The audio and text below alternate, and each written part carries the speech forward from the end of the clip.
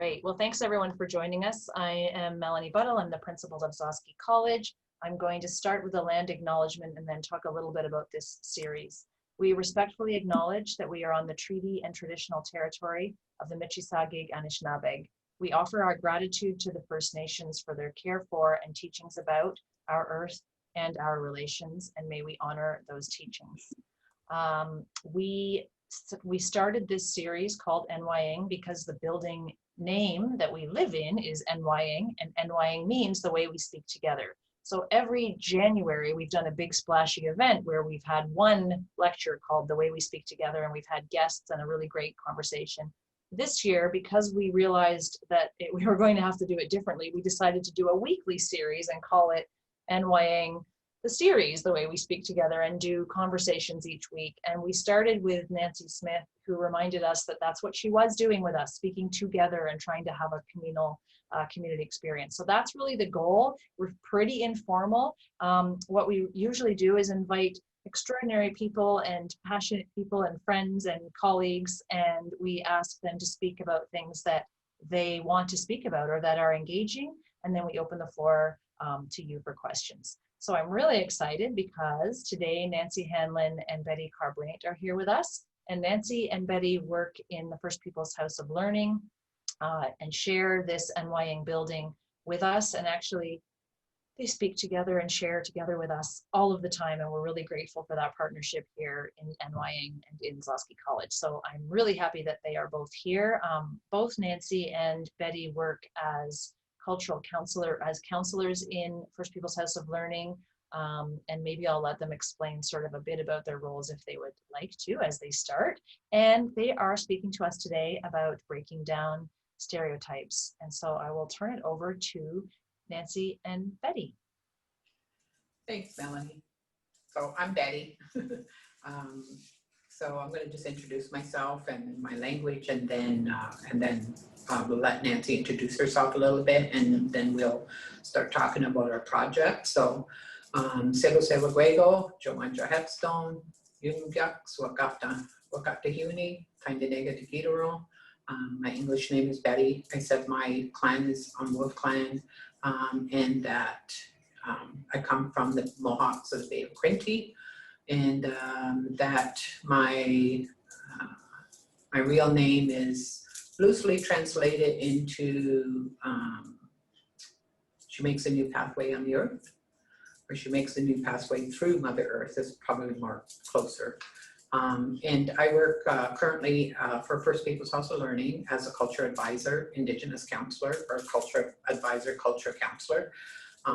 So sometimes the titles get changed around, and so that's my primary role. And so I work with Indigenous students, but I also work with elders and knowledge holders and ensuring the culture program at Peterborough.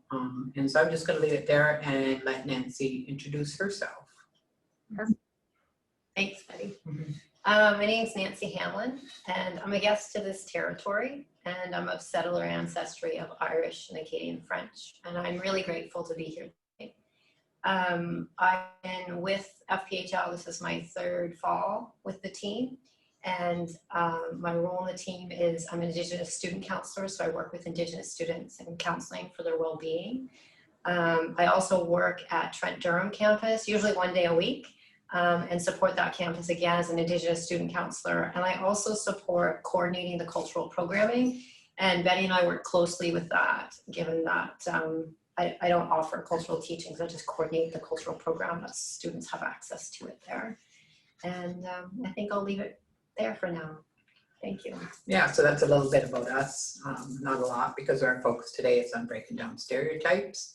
And so we want to talk a little bit about that, but before we do, you know, my teachings have been, we always acknowledge everything in creation that was provided for us to live a good life. And so before we begin, I just really want to just offer my gratitude to all the things in creation that have been put here by Creator, and that to remember that we have everything that we need. And all we have to do is go back out to the land to experience it and to know it and to know ourselves. And so I want to acknowledge all of those beings on the earth, from our mother, the earth, to the waters and the fish life and, you know, the four winds and the animals and birds and the grandfathers, the thunder beings, and our elder brother, the sun, our grandmother, the moon, the stars, and finally, of course, Creator, the one that created everything here so that we could know how to move forward in a good way. So I think it's really important to acknowledge and offer our gratitude to all of those beings. And so I always like to start that way and to sort of bring our minds together to this work that we're going to do here together today. And so we're here to share a little bit about our Breaking Down Stereotypes project. And so I guess I would like to begin to say is that, you know, I'm really proud of this project, and I believe it really centers Indigenous student voices in expressing what they're still experiencing even today. So we know racism is still prevalent. You know, as a young person, which I know was many, many moons ago, you know, I faced racism just about every day, in and outside of my community, you know, and I guess a part of me felt that, or maybe I hoped that Indigenous students faced less racism today. But sadly, I don't think that's true. And I'd like to begin by talking a little bit about what's been in the news. You know, we've heard about the young Indigenous mother who died while pleading for help at a hospital, or even the young Indigenous youth who was in care and died and they didn't find him until 4 days later. You know, I think this is heartbreaking, and yet I think it's oh so common across Canada, unfortunately. Yeah, I think as Betty gives it her examples, like these events and these lives when individuals die and when Indigenous people go missing, or we hear about stuff about land, we hear about treaties, we hear about stuff going around in Canada on Turtle Island, like it affects everybody so deeply and really affects the communities that we work with. It affects the students. And so I think I'm really passionate about this and doing my role, my part in breaking down the stereotypes and supporting Indigenous communities and the students and faculty and staff around, continuing to bring this issue forward, because it's time for it to stop. And I think, so you might wonder how this all fits into breaking down stereotypes, but for me, it confirms how important this project really continues to be. It is, and it continues to be a really important project. And so I think part of what led us to this project was really working at First Peoples House of Learning. I've been here 5 years, hard to believe, it's been 5 years already. And I kept hearing from Indigenous students about racist remarks they were hearing from professors and from others on campus. You know, some comments such as, "Oh my, you don't look like you're Indian," or "You don't have to pay for your education," or "What percentage of Indian are you?" or "You have a status card, you don't look Indigenous," and so on. And so because of this, I think because of this, what we started to realize that the systemic racism is still prevalent, and it's really ingrained in our institutions, our healthcare, our schools, our police services, and so on. And one of the things often when I'm involved in conversations with this in different places, people think, well, that's not happening now, but it is. I mean, even since September, in the Indigenous students I've worked with, and also non-Indigenous students that are taking classes virtually, they will often speak about how Indigenous history is misrepresented, or that there's just comments being said in the background. And so I think it's really vital to recognize that it's ongoing. Yeah, and so this project was a long time coming forward, because well, we had to search for different kinds of support to make it happen. But First Peoples House of Learning, our team was always on board, and always want, you know, our job is to support Indigenous students. And we really wanted to engage in countering the messages that we kept hearing. And so we created what we call the Breaking Down Stereotypes. And so what we did was we reached out to Indigenous students all across campus, Trent campus, and we asked for volunteers to help with this project. And so really the project featured students, Indigenous students. So each student that was featured in our project chose a stereotype. And what we decided we would do is counter that stereotype through a photo messaging series. And we'll share a little bit more about that. Yeah, and I think the FPHL team, like the hope of this project was that it was going to address what we kept hearing in the counseling offices and the circles we were holding. And it was going to start to hopefully eliminate some of the barriers our students face on an ongoing basis. And so this poster series that you're gonna see some of the pictures in a little bit was launched at the Elders and Traditional Peoples Gathering in November of 2019. And so we were really proud of that project, and it was really well received, and we actually received a standing ovation from the community that was present. And for the Indigenous students who participated, it was so amazing to see them being acknowledged and honored for their courage in stepping forward and being a part of this project. Because it's not always easy to step forward, and it's not always easy to tell the story of what's really happening with these stereotypes and the impact that it has on them. And there was many conversations along the way with those students. And part of the focus was to design, the project was designed to make the university experience a little bit easier for the Indigenous students on campus. Whether they were directly involved in the poster, a participant in stepping forward, or just other students seeing the visual representations of, of people from their communities. There's a beautiful rainbow that just formed. I need to say that. Oh yeah, there is. Yeah, sorry.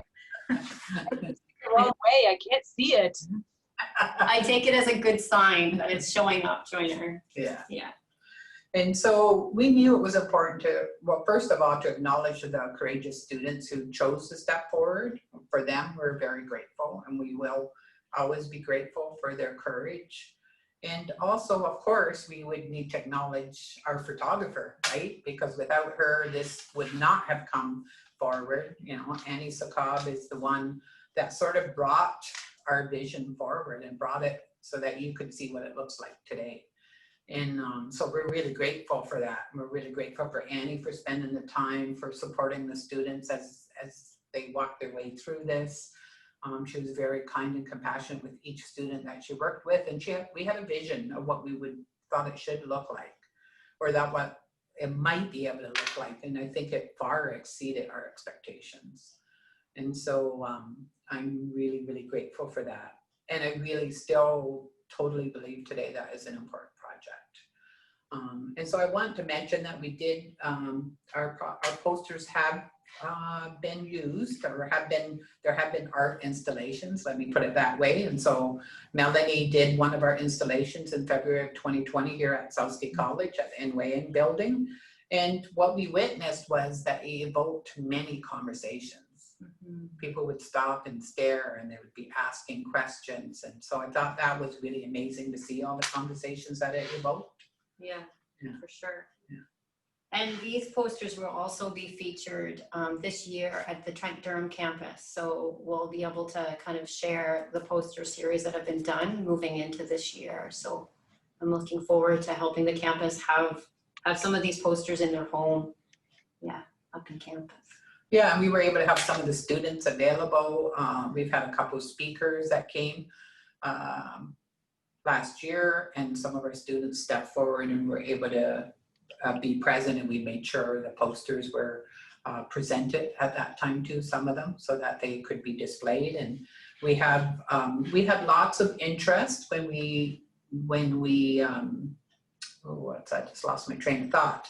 So when we did our reveal at the Elders Gathering, we had lots of other universities and other people who were present who really want a copy of these posters, and to be able to have them have access and display them in their schools and their universities and colleges, because they thought it was such an important series, that they knew that they could use them because their students were facing the same thing.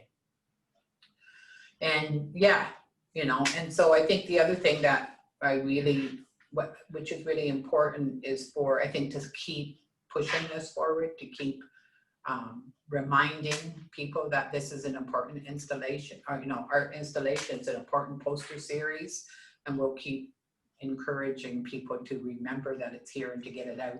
Of course, it's much more difficult now because we're in COVID times to have art installations here at the university, but we do have a couple art installations coming up that I want to tell you about. And so our posters will be featured at Art Space here in Peterborough from November 1st to November 2nd to November 14th. And then at the Robert McLaughlin Art Gallery in Oshawa from November 15th to December the 23rd. And so we're really happy about that those art installations will happen and that it will bring more awareness forward for this issue, which continues to be an issue in the bigger community. And I think it's important for all, like we can all do our part, right? We can all do something about this. And I think for First Peoples House of Learning, this was something we could do. And so we were, you know, our director and all of the team was behind it 100%, which really made a big difference in us navigating this, you know, navigating this series and making sure it happened. So I don't know, do you want to? Sure. Okay, this is where I get awkward. I was wondering how you were going to do this part. I'm kind of excited.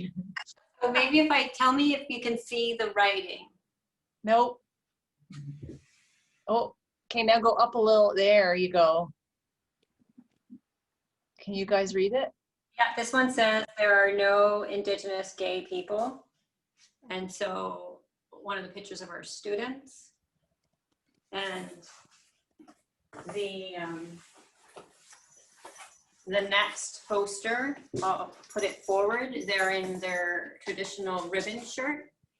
And the words say, I can't read them back, because I am mixed race Anishinaabe, and I am two-spirited. How's that working to see them? Is it good? Yeah, it's good. They're a little darker, but you can still get the idea. And some people might have seen them in, some of our returning students may have seen them in the building. It says, don't you just get over it? And the counter message is, I am non-status Métis and I will not get over it. I always feel like when they have the counter, like there needs to be a cheer, because they're standing. Yes, you can cheer if you want. Because they're who they are. And remind us, I think you might have said this, but they got to say what they wanted to say, right? Like the phrases came from their own experience, and so they're very personal posters. They chose their own stereotypes that was meaningful for them. Yeah. Can you read this one? This one says, at least you do not have to pay for your education. And this one says, I am Anishinaabe and I pay for education. And we have a series, we have 15 altogether. We're going to show you this one and then we'll show you the big poster. This one says, are you sure you're Indigenous?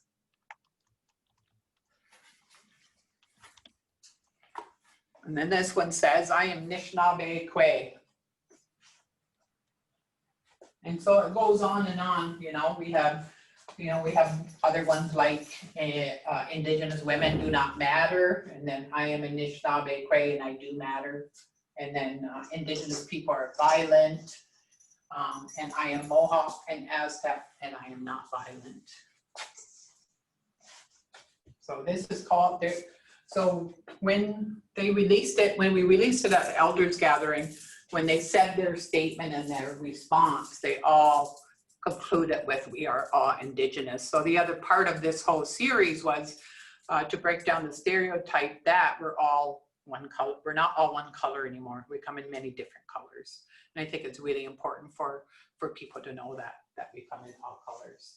So this one is a big poster with them in their Indigenous Are you able to see it? Yeah, they're a little bit dark, but you can sort of get the idea. Okay. Probably put that light on. Do you have copies of the images on a website or in a digital format at this point, or are you going primarily with the physical at this point?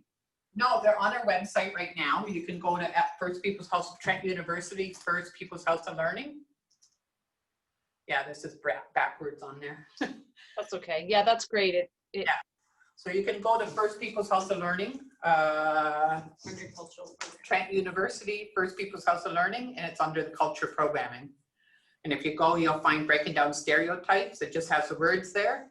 And you can find it there for if you want to find out more information. And our hope this year is to feature one student a month and talk a little bit about bio and have them come or have them featured one a month. And I think that's going to be really important to continue to bring their voices forward. So that's what we're hoping to do. So have a little bit more bios and a little bit more about who they are. Great. Yeah, so that is our project, which we're really proud of, and we'll continue to get word out there, continue to break down stereotypes for our students so that they can feel like this is a safe place for them to be and that they can find a home here away from their own homes. A few people have said this in the chat, but it's one of the things we all said last year too, is that they managed to be beautiful and empowering and like lovely, physically lovely art and lovely photos. But on top of that, the messaging that they're portraying is so, so, so important. Yeah, we believe that. And I think, it was really interesting when we did do the reveal at the Elders and Traditional Peoples Gathering, the students were blown away because they didn't expect something so professional and well done. And they even said that, like they were so shocked at it, right? But I think if we're going to do something like this, we need to do it right. And that's always been my goal, is to make sure their voices are centered in this whole process. It took a lot of courage, I'm sure, you mentioned this, but it takes a lot, not only, well, to speak a stereotype out loud that you've heard about yourself, and then be willing to be shown with ugly words, but then to have the empowerment of showing yourself in a beautiful way with empowering words. Did that come around for them, or it must have been difficult? Well, I think we did see it, eh? Mm-hmm. Nancy and I was talking about this earlier because we really just seen the difference in the student. Even during that time, but afterwards, as they navigated their journey, we've seen the difference, like a positive difference, for them standing, not that they weren't proud before, but standing proud and really who they are and how they're navigating. Mm-hmm. Well, I think this would be, if it's okay with you, it'd be a great time to ask if other people on the call have questions for you about the project or the posters, or really the sort of the ever-present issue that unfortunately is still with us, which is the racism and the stereotyping that students are facing. Does anybody want to ask or type a question?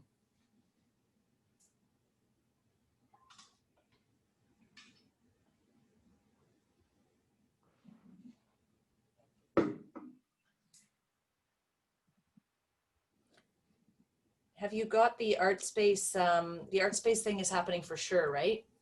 Yeah. They just confirmed it this week, so we only found out about it this week. That was confirmed, so that's why I could talk about it today. So that's I great. think you're interested in the other positive things that are coming out of it, I think, and who knows, maybe it's partly because of the poster series. I'm sure you've heard that they're going to have a new group on campus that are going to start addressing, figuring out ways to address racism on campus. So we have a new group that just started. I think the provost just announced it. And I know the director from First People's House of Learning will be a part of that group. So that's really good for us. And I think that's even at Durham, Nancy? Yeah, so at Trent Durham, one of the things that has evolved in the last 2 years is we have a student circle that specifically looks at indigenizing the campus. And that came forward because they were facing some of the stereotypes that were present. And so we gather once a month to kind of highlight, where have we moved forward? Where do we need to relook at things? Mm-hmm. We need to push forward in terms of awareness. And I think one of the things I love about this is active action. We're just not talking about it. There's a visual, there's something, it affects people. And so, yeah, I think that's really important. Yeah. We have 2 questions in the chat, so I'll read the first one, which was, I am wondering if there are any tips for supporting Indigenous students in class. That's a good question. I think there's lots of ways we can, first of all, let's not hide that racism is real. Let's talk about it, right? And then, you know, there are ways you can make Indigenous students comfortable in your classroom, you know. Don't expect your Indigenous students to be experts on Indigenous things just because they're Indigenous, right? That happens often in classrooms, right? And I think it's really important for us to remember that often our Indigenous students are finding their way. Colonization has really had a huge impact on our students and how they navigate, right? And so often they're also searching for their identity.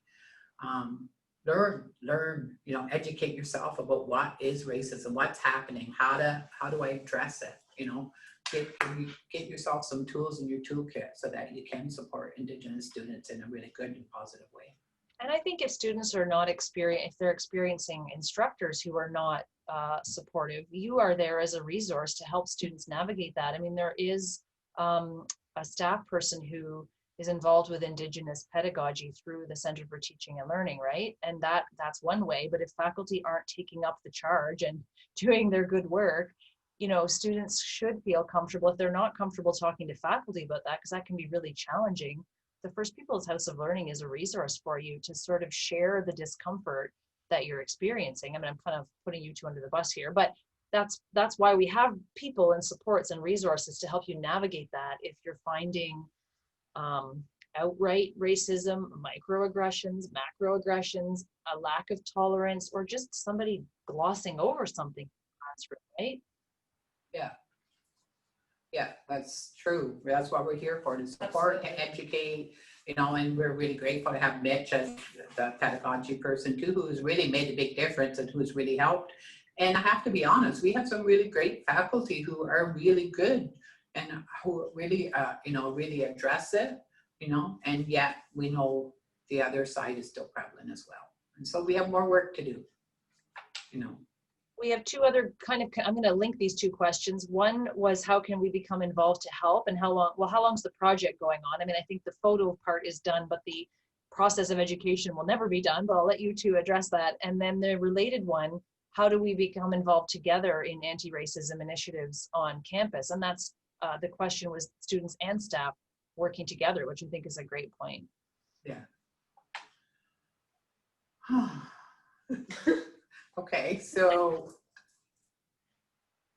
I'm just trying to figure out where to begin with that question. So how long will the project last, right? Was the first part of that? Yes. Oh, yeah, like you said, I don't think the project will end because I think we have a long ways to go, unfortunately, before racism ends. You know, we have a lot of work to do around it. So I'm hoping the project will be around. I know I want a safe place for Indigenous students here. I want them to feel supported. I want them to feel like, I want them to not hear racist remarks, to be honest, you know, and that they feel like they fit and that this is a part of their home too, you know. I want to be able to see their faces, not only at Gzowski College, but across campus, you know, that they see themselves, that they see that they are a part of this whole campus and not just one building, you know.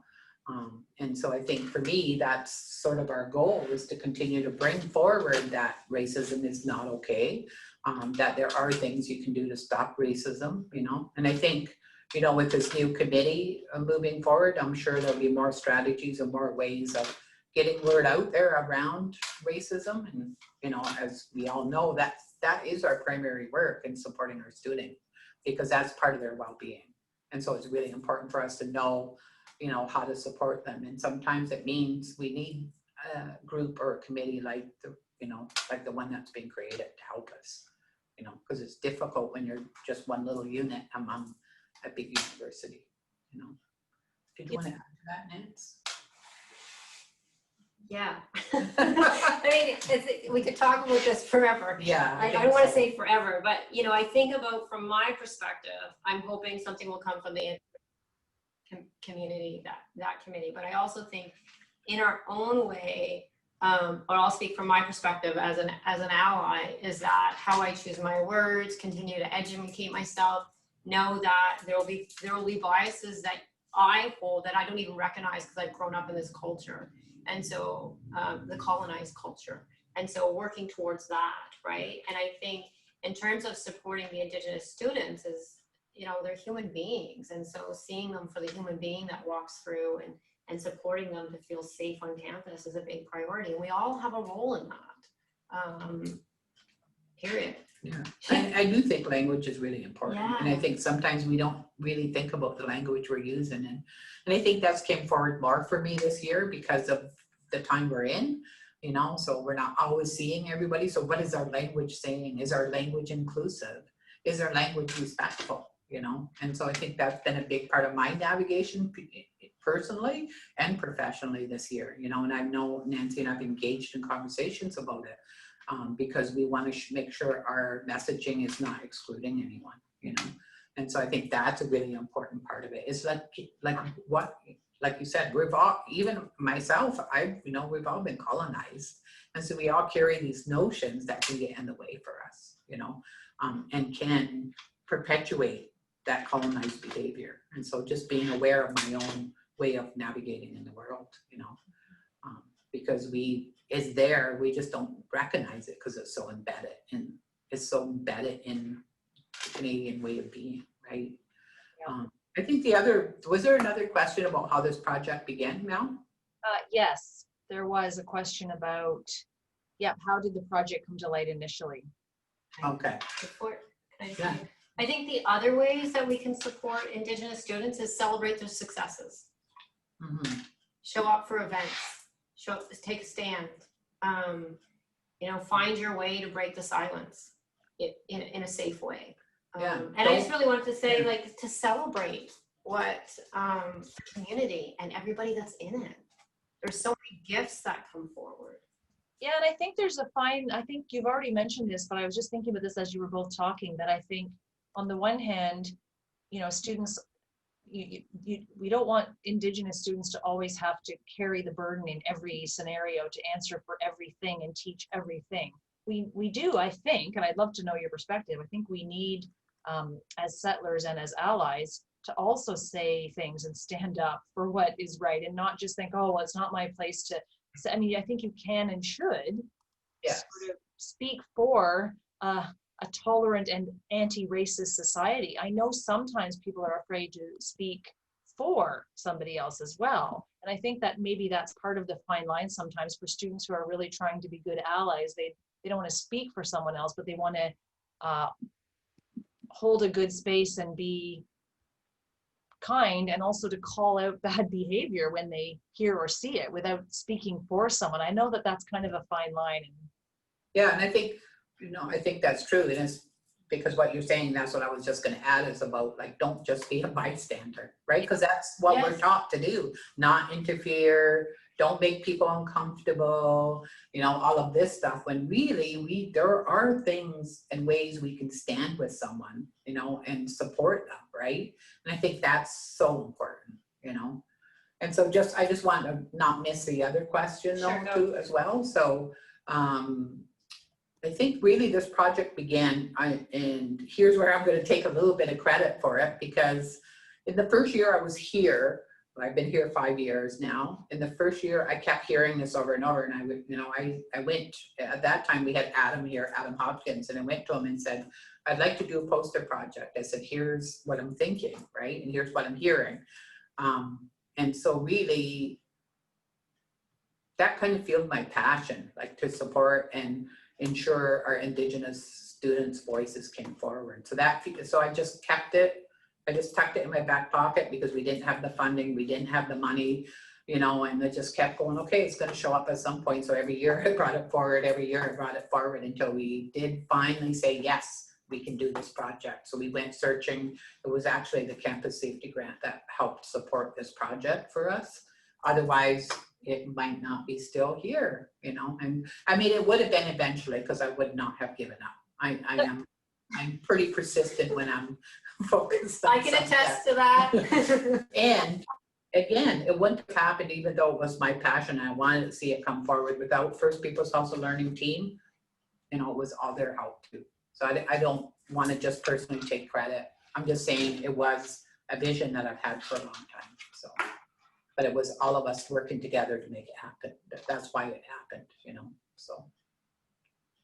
That's great. And I think, you know, it's interesting because the posters, you know, these are a set of images and they've had such resonance, and they're going to continue because they're so, it's just, to me, it's an example of one thing, one image. And I'm not saying it's little, it's a huge project, but like one visual series like this can spark so many thousands of conversations, right?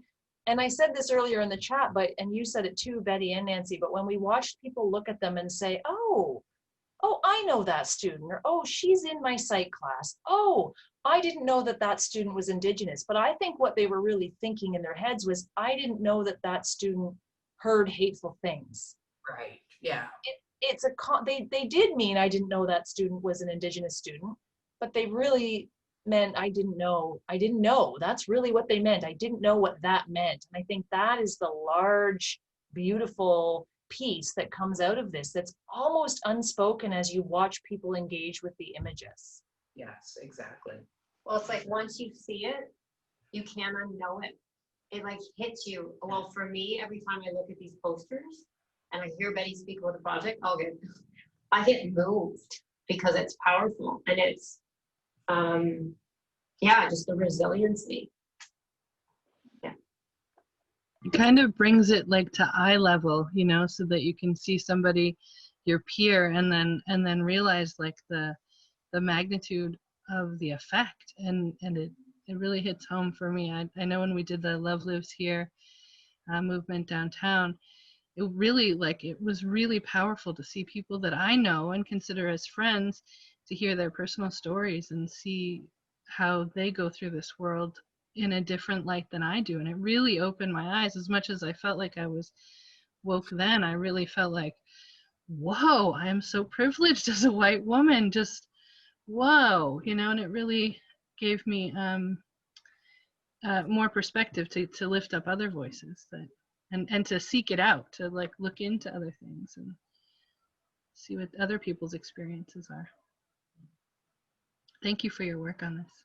Thank you.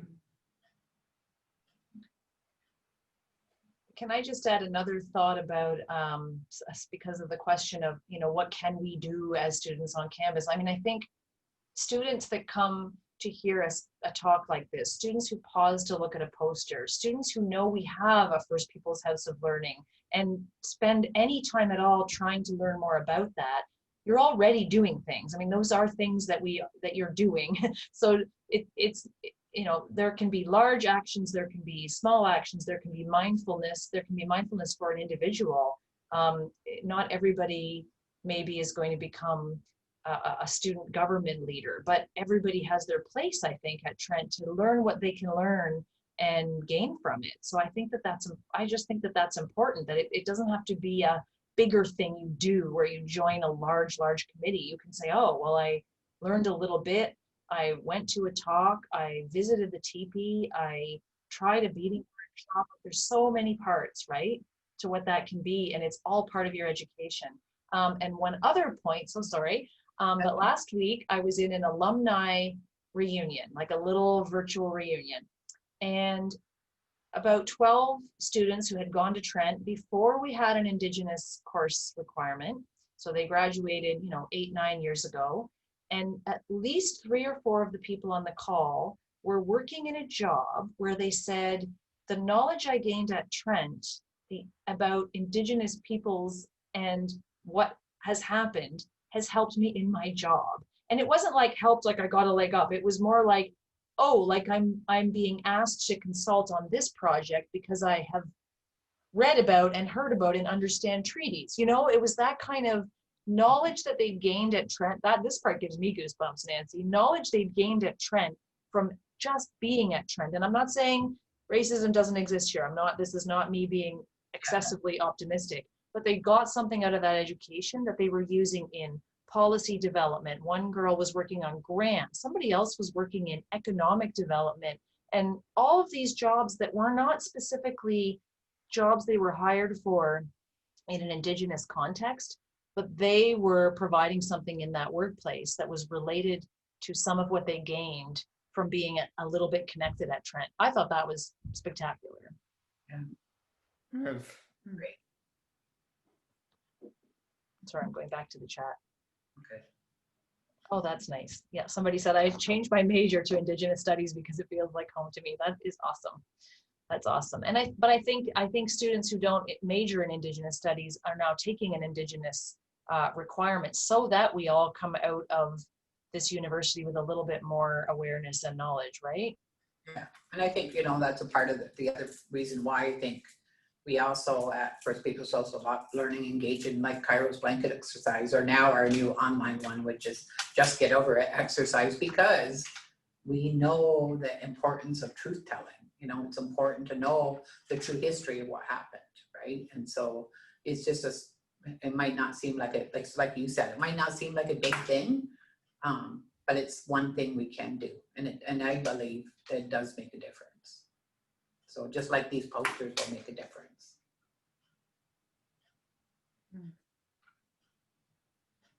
Does anyone else have a question they would like to ask before we wrap up? I'm watching the little microphones.